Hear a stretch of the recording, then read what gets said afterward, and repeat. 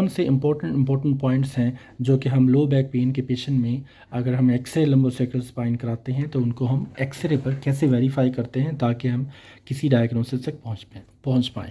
तो ये AP view है और ये लेटरल व्यू है। सबसे इम्पोर्टेंट पॉइंट है अलाइनमेंट। तो हमने इसकी अलाइनमेंट देखनी होती है कि वेदर इसको स्कोलियोटिक डिफॉर्मिटी तो नहीं है या इसकी जो एपी व्यू में जो अलाइनमेंट है वो डिस्टर्ब तो नहीं है या एक सीधा या बम्बू स्पाइन की तरह तो नहीं है। इसी तरह लेटरल व्यू में अलाइनमेंट हम देख सकते हैं कि नॉर्मल लॉर्डोट लंबर स्पाइन में जो लॉर्डोसिस है वो लॉस तो नहीं है। या इसी तरह नंबर 2 पॉइंट इज़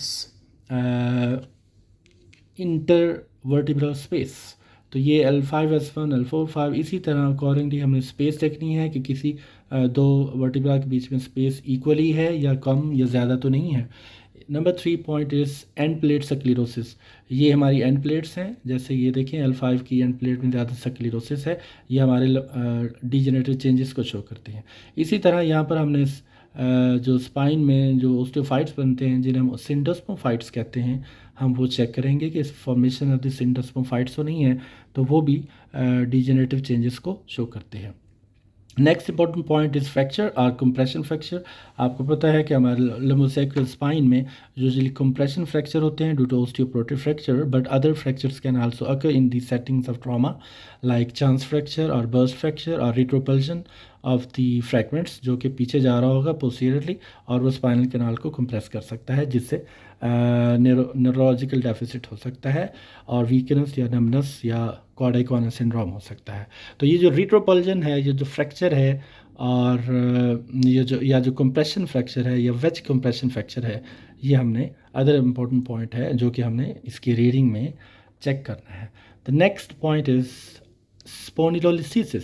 स्पोंडिलोलिसिस यूजुअली हम L5S1 पर हम देखते हैं कि ये जो अलाइनमेंट है ये हमारी यहाँ पर स्टेप होगा। अब ये देखिए ये बिल्कुल इक्वल है, इसका मतलब ये है there is no element of SPL।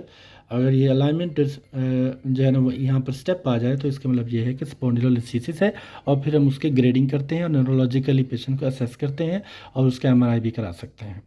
Other important point is pars fracture. Pars आपको पता है कि हमारे सुपीरियर और इन्फीरियर जो आर्टिकुलर प्रोसेसेस होते हैं, लेमिना का एक पार्ट है जो कि स्ट्रेस फ्रैक्चर उसके अंदर हो सकता है या पोस्ट ट्रॉमेटिक फ्रैक्चर हो सकता है।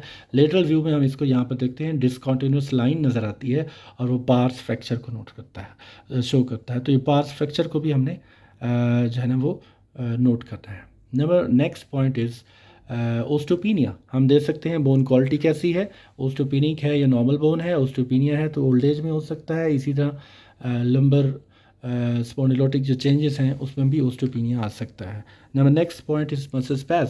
मसल स्पैज हो तो हमारा जो लॉर्डोटिक कर्वेचर है वो लॉस हो जाएगा। इसी तरह एक स्ट्रेट स्पाइन हमें एक्सरे पर नज़र आएगा।